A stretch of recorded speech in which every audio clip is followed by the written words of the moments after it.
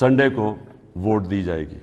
اس Sunday کو اس ملک کا فیصلہ ہونے لگا کہ یہ ملک کس طرف اب جائے گا۔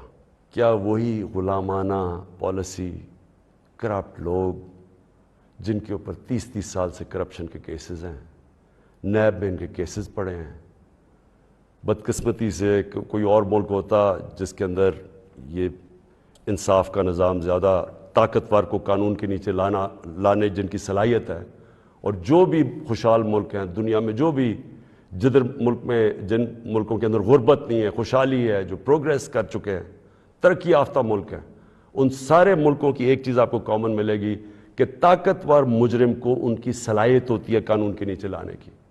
ہمارا ابھی تک انصاف کے نظام میں وہ صلاحیت نہیں ہے۔ یہ ہماری بڑی بدقسمتی ہے کہ اربوں روپے کے ان کے پاس کیسز ہیں، کچھ نہیں ہو رہا۔ تو کیا قوم ان کو پھر جو 30 سال سے کہہ رہے ہیں، اچھا کہہ رہے جی عمران خان نے ملک بڑا خراب، آج کیوں یہ سارا کر رہے ڈرامہ؟ عمران خان نے ملک خراب کر دیا۔ عمران خان تو ابھی 3.5 سال ہوئے، 30 سال سے تو آپ باریاں لے رہے ہیں اس ملک کے اوپر۔ تو یہ اگر ملک خراب تھا، یہ اگر حالات برے تھے تو یہ کیا 3.5 سال میں ہو گئے ہیں؟ اور میں چیلنج کرتا ہوں کہ 3.5 سال میں جو ہم نے کیا ہے، کسی بھی فورم، انڈیپینڈنٹ ماہرین کو آپ بٹھائے ان سے پوچھیں، میں چیلنج کرتا ہوں کہ 3.5 سال میں جو پاکستان میں ہوا ہے کہ ان کے کسی دور میں نہیں ہوا۔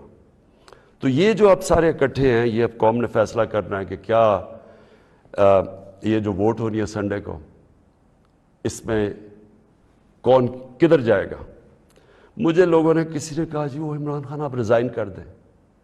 میں ریزائن کر دوں؟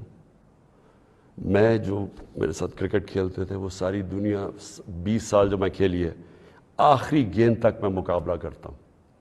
میں کبھی ہار زندگی میں نہیں مانی۔ میں تو ووٹ کا جو بھی رزلٹ ہو جائے، آپ دیکھیں گے کہ میں تو اس کے بعد اور زیادہ تکڑا ہو کے سامنے آؤں گا، جو بھی رزلٹ ہو۔ لیکن میں یہ دیکھنا چاہتا ہوں، اس دن یہ میں چاہتا ہوں میری ساری قوم دیکھے کہ کون جا کے اپنے ضمیر کا سودا کرے گا وہاں۔ اگر کوئی یہ کسی کو کہنے کی کوشش کر رہا ہے نا کہ جی ہمیں ایک دم پتہ چلا کہ عمران خان تو یہ تو بہت ہی نااہل یا برا تھا، آپ کو ریزائن کرنا چاہیے تھا۔